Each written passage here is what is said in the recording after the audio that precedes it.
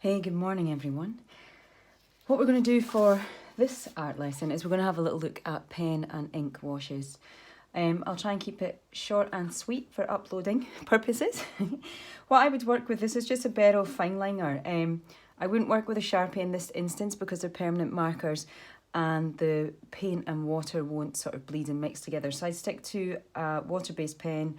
I think Crayola and stuff will be water-based too, but these ones are really good, the plain Barrel colour fine liners. But most of your supermarket pens will be, as long as they're not permanent markers. I'm going to show you a really simple landscape to do, though. You can apply this technique to anything, no matter how old you are. I've done this with very young primary school age kids, all the way up to those in high school. So sorry, just puppy is kicking around, so just hearing her in the background there.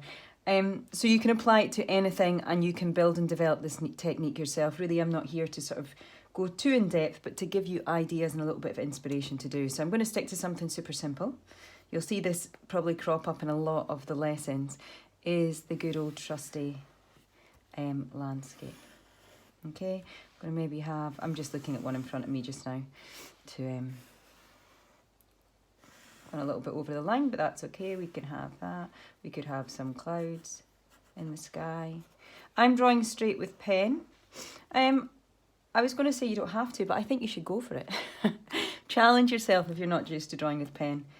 Don't get caught in, I'm going to do a little simple sort of boat shape. As I say, you could do anything. It could be a house, it could be animals.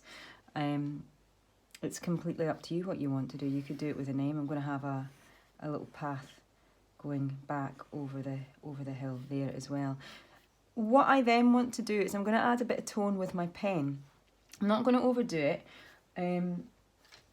Just for time's sake for you guys, I'm going to work with a thicker pen as well. I don't really want to do this. Normally I would stick to the fine liner for the whole thing, but just to keep the video to a decent length for you guys as well. What I'm doing when I'm adding the bush is I'm just putting sort of hints of like leaves and shapes and basically a bit of tone in there as well. I'm going to add some simple trees in the background. I'll maybe do this with a fine liner.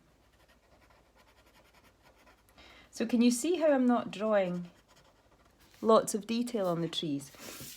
They're more like just hints of a tree shape, little squiggles, and you'll see why soon.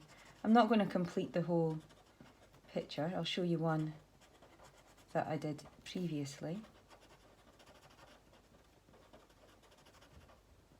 And I could have lots of trees going along there. I'm going to put a few lines on the boat, and in the water it's going to be a bit of a windy day, so I'm just going to put a hint of some waves. Yeah, I don't want to overdo it. Okay, I don't want to sort of overdo it. I'm going to put a few pebbles, a little few stones on the path.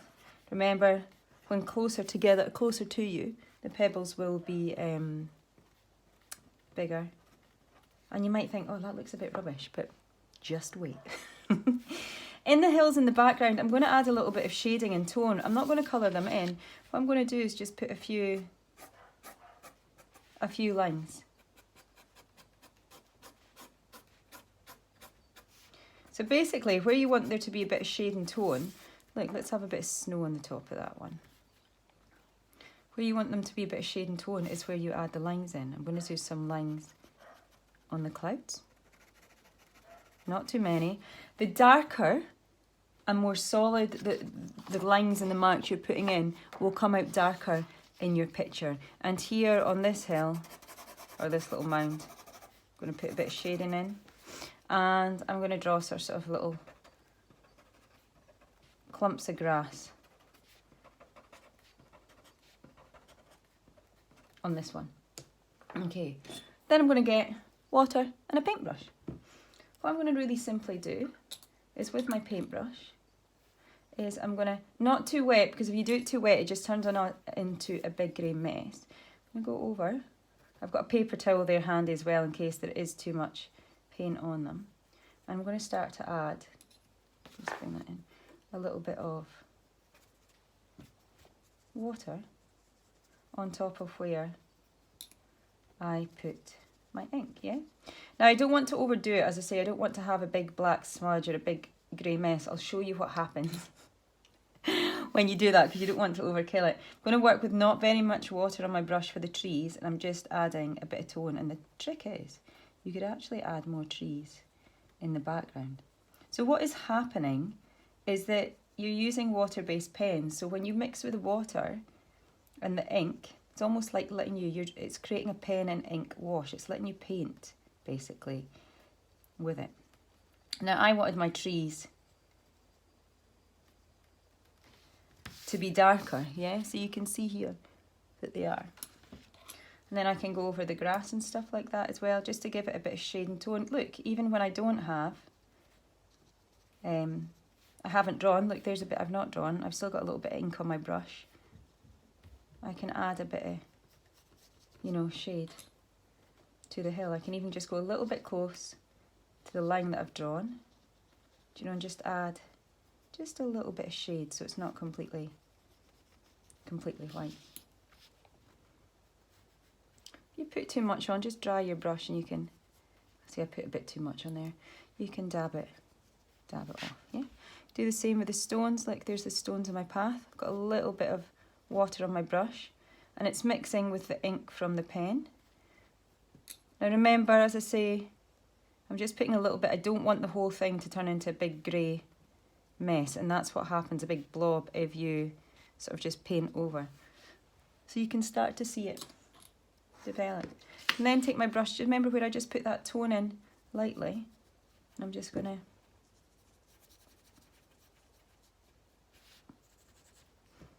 maybe I'm working with quite a small brush, and probably, really, to be quite truthful, it'd probably be better if I worked with a little bit bigger, but not too big, because I don't want it to turn into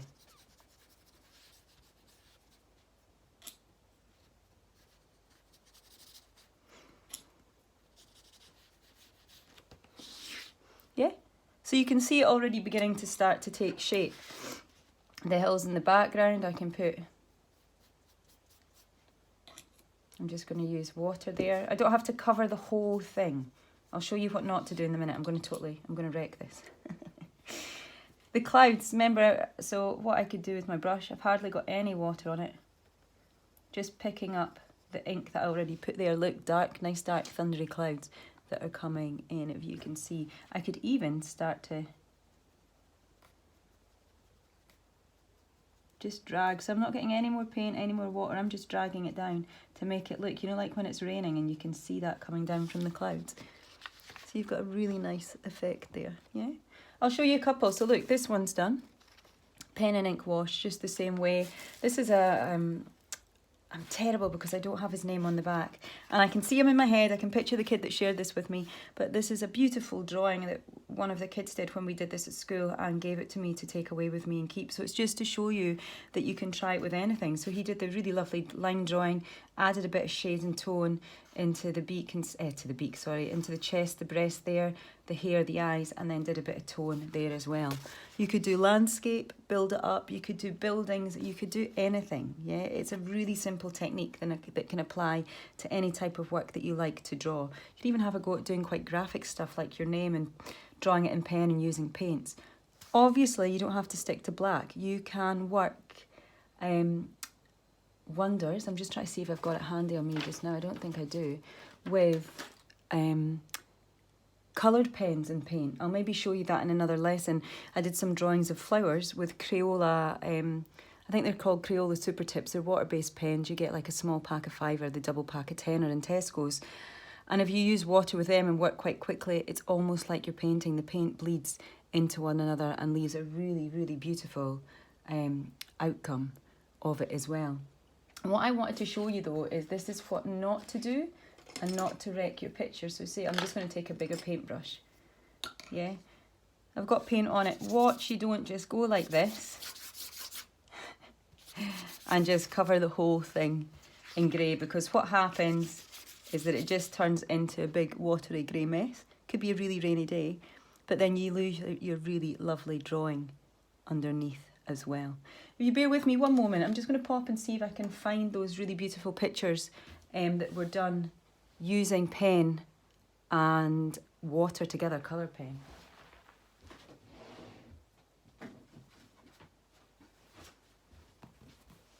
So if you give me 2 seconds to just get them, I think they're in this pile here. I hope. No, they're not. I don't know where they are. I'll come back and show you them another day. But enjoy this lesson, have fun. As I say, don't overdo it with the pen.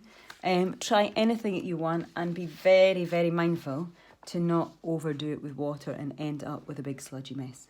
Yeah? Practice. Try anything. You can apply it to loads of different stuff.